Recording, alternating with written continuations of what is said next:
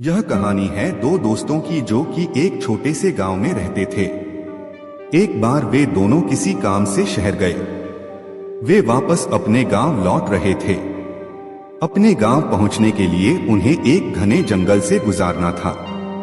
जब वे जंगल से गुजर रहे थे, एक दोस्त को प्यास लगी और वह पानी ढूंढते ढूंढते रास्ता भटक गया। थोड़ी देर बाद शाम हो गई और रात होने वाली थी। उन दोनों की नजर एक गुफा में पड़ी जो पेड़ों से चारों तरफ से घिरी हुई थी। उन्होंने सोचा यही जगह रात बिताने के लिए ठीक है, तो दोनों ने कुछ लकड़ियां इकट्ठी की और गुफा के अंदर गए और आग जलाकर बैठ गए।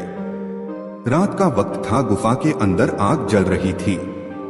बाहर बिल्कुल अंधेरा था और कुछ जानवर की आवाजें आ रही थी।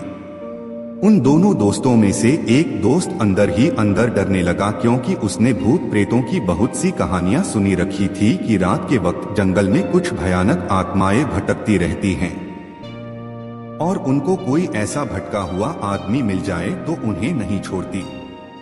जब उसने भूत प्रेत की बात अपने दोस्त से कही तो वह हंसते हुए बोला, क्या तुमने कभी कोई भूत बहुत देखा है? उसने कहा, मैंने तो नहीं देखा, लेकिन मेरी जान पहचान के कुछ लोग हैं जिन्होंने देखा है। उसके दोस्त ने उससे बोला कि ऐसी सुनी सुनाई बातों पर विश्वास नहीं करते। अब तुम सो जाओ, मुझे भी नींद आ रही है। और ऐसा कहकर उसका दोस्त वही लेट गया। वह कुछ देर में सो गया, लेकिन जो दोस्त अंदर से डरा हुआ था उसे नींद नहीं आ रही थी। उसे लगा कि शायद यहाँ पर कोई है जो छुपकर उन्हें देख रहा है।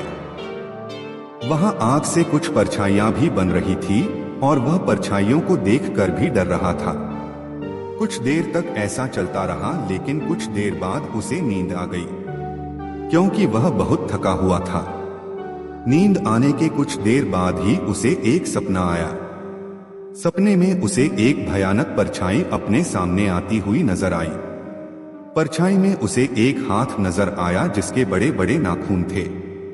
वह हाथ उसी की तरफ बढ़ते चला आ रहा था और जैसे ही उस परछाई का हाथ उसके गले तक पहुंचने वाला ही था, तब तक उसकी नींद टूट गई। उसने अपने दोस्त को देखा जो कि सो रहा था। उसे पकड़कर उठाया, फिर उसने अपने दोस्त को बताया कि उसके साथ क्या हुआ। उसका दोस्त फिर हंसने लगा और से कहने लगा कि अगर दोबारा परछाई दिखाई दे तो तुम वह कहना जो मैं तुमसे कहने वाला हूँ। फिर देखते हैं परछाई तुम्हारा क्या करती है।